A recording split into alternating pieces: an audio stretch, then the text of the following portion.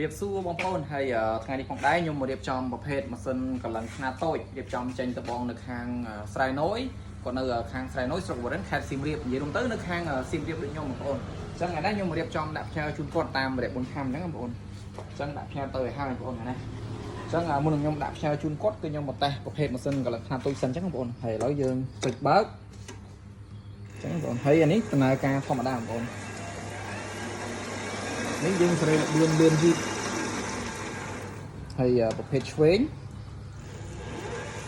ដើរអូតូនេះយើងកាច់អូតូបងប្អូនរួមទៅគឺដំណើរការមកអេមចូលប្រភេទនេះស្រាប់តែប្រភេទម៉ាស៊ីនថ្មីអញ្ចឹងបងប្អូនហើយសម្រាប់បងប្អូនដែលគាត់តែងតែសួរខ្ញុំភាគច្រើនគាត់សួរថាប្រភេទខ្នាតតូចនេះតើយើងអាចចាក់ថ្មិញបានអត់ប្រភេទខ្នាតតូចនេះយើងអាចចាក់ថ្មិញបានបងប្អូនចាក់ម្លងបាននេះប្រភេទតារាងចាក់ថ្មិញអញ្ចឹងបងប្អូនអញ្ចឹងហើយប្រភេទម៉ាស៊ីនកលឹងខ្នាតតូចនេះសម្រាប់បងប្អូនដែលគាត់មានតម្រូវការចង់បានយកទៅកលឹងគ្រឿងល្មម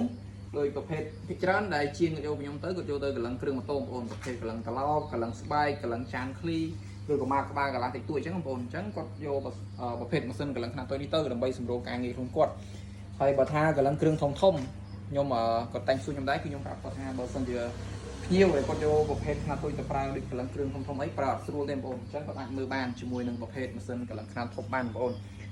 ហើយប្រភេទខ្នាតតូចនេះគឺយើងគ្រាន់តែសម្រួលការងារមុំទេបងប្អូនប៉ុន្តែបើសិនជាការងារមុំគឺលវិសបងប្អូនប្រើស្រួលអញ្ចឹងគាត់ក៏យកថែមជាមួយនឹងប្រភេទកបិត CNC បងប្អូនគាត់យកថែម2ដើមហើយគាត់យកជាមួយនឹងផ្លែ2គ្រាប់បន្ថែម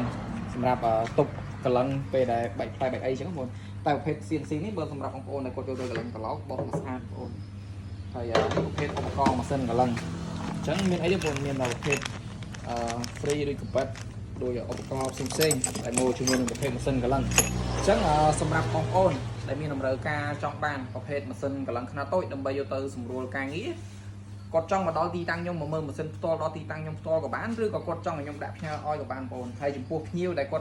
ញុំកំពុងតែរៀបចំនេះគឺខ្ញុំដាក់ផ្ញើជូនគាត់បងប្អូនគាត់ទុកចិត្តអញ្ចឹងបងប្អូនអញ្ចឹងសម្រាប់បងប្អូនដែលចាប់អារម្មណ៍នេះអាចទាក់ទងបានបងប្អូនអាចឆាតចុចពេចខ្ញុំផ្ទាល់ឬក៏បងប្អូនអាចទាក់ទងខ្ញុំបានតាមលេខ Telegram អរគុណ